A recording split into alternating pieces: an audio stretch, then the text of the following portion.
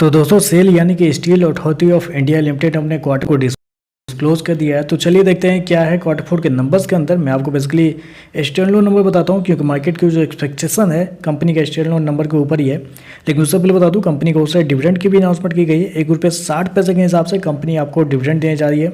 तो चलिए कंपनी के नंबर देखते हैं। तो देखिए पिछले क्वार्टर में कंपनी 24,490 करोड़ के आसपास का रेवेन्यू जनरेट करती है ऑपरेशन के थ्रू। पिछले साल की बात करते हैं तो 27,957 करोड़ के आसपास, जबकि अभी देखें तो बढ़ के 29,316 करोड़ आपको जाता हुआ देखने को मिला। तो साल दर साल जाते हैं तो साल दर साल कंपनी के रेवेन्यू के अंदर एक तेजी आपको देखने को मिली। लगभग बोल सकते हैं आप कि 4 से 4.5% के आसपास की तेजी आपको देखने को मिली। तो कंपनी का रेवेन्यू 4% के आसपास बढ़ता हुआ देखने को मिला है।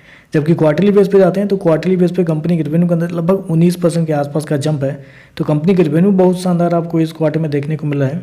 कंपनी ने शो कितना किया, 29,316 करोड़ के आसपास का रेवेन्यू, जबकि मार्केट का जो अनुमान था वो था लगभग 28,950 करोड़ के आसपास। तो आप कह सकते हैं लगभग इनलाइन आपको देखने को मिला। 1% ऊपर नीचे आपको चलता है तो लगभग इनलाइन आप कह सकते हैं कंपनी के रेवेन्यू आपको देखने को मिला है। चलिए खर्चे क्या है वो देखते हैं। तो देखिए पिछले क्वार्टर में कंपनी 24,564 करोड़ खर्च की थी, पिछले साल 26,480 करोड़ के आसपास, जबकि अभी देखें तो कंपनी खर्चे 28,023 करोड़ आपको जाता हुआ देखने को मिला। तो खर्चे भी देखें तो खर्चे भी कंपनी का ठीक है, कंट्रोल में आपको देखने को मिल रहा है। चलिए कंपनी का प्रॉफिट क्या निकलता है वो देखते हैं। तो देखिए पिछले क्वार्टर में कंपनी 125 करोड़ के आसपास के प्रॉफिट में थी, पिछले साल 1,011 करोड़ के आसपास, जबकि अभी देखें तो बढ़ के 1,177 करोड़ आपको जाता हुआ देखने को मिला। तो साल दर साल जाते हैं तो साल दर साल कंपनी के प्रॉफिट के अंदर 16% के आसपास की तेजी आपको देखने को मिली। जबकि क्वार्टरली बेस पे जाते हैं तो क्वार्टरली बेस पे कंपनी का प्रॉफिट 9 गुना आपको बढ़ता हुआ देखने को मिला। तो कंपनी का प्रॉफिट बहुत शानदार आपको देखने को मिला है।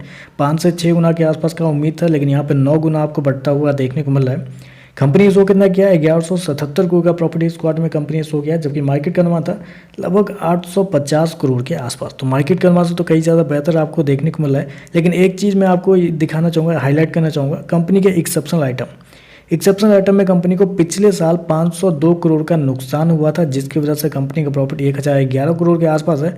अदरवाइज कंपनी का प्रॉफिट लगभग 1,500 करोड़ के आसपास आपको देखने को मिलता है। क्योंकि अगर एक्सेप्शनल आइटम से पहले अगर आप कंपनी का प्रॉफिट देखने के लिए जाते हैं तो पिछले साल 1,830 करोड़ के आसपास का प्रॉफिट था, जबकि इस क्वार्टर में 1,593 करोड़ के आसपास है। तो एक्सेप्शनल आइटम से पहले का प्रॉफिट देखें यानी कि ऑपरेटिंग प्रॉफिट देखते हैं तो आपको साल दर साल गिरता हुआ देखने को मिला, ये भी जरूर याद रखिएगा। चलिए कंपनी का ईपीएस क्या निकलता है वो देखते हैं। तो देखिए पिछले क्वार्टर में कंपनी का ईपीएस 30 पैसे के आसपास था, पिछले साल ₹2.45, अभी देखें तो ₹2.85 आपको जाता हुआ देखने को मिल रहा है। तो ओवरऑल देखा जाए तो मेरे हिसाब से नंबर तो आपको पॉजिटिव ही आपको देखने को मिले। जितना मार्केट का अनुमान था उससे बेहतर कंपनी के रेवेन्यू प्रॉफिट दोनों आपको देखने को मिल रहा है, और कंपनी के रेवेन्यू प्रॉफिट दोनों आपको बढ़ते हुए भी देखने को मिले। तो ओवरऑल देखें तो नंबर पॉजिटिव है। बाकी ऑपरेटिंग प्रॉफिट साल दर साल गिरा है वो थोड़ा सा यहाँ पे नेगेटिव है, उस पर मार्केट कैसा रिएक्शन देता है वो देखना पड़ेगा। ओवरऑल देखें तो नंबर पॉजिटिव आपको देखने को मिल रहा है। तो चलिए बस आजकल बस इतना ही। वीडियो पसंद आए तो लाइक कीजिएगा, साथ में साथ चैनल को सब्सक्राइब जो कीजिएगा।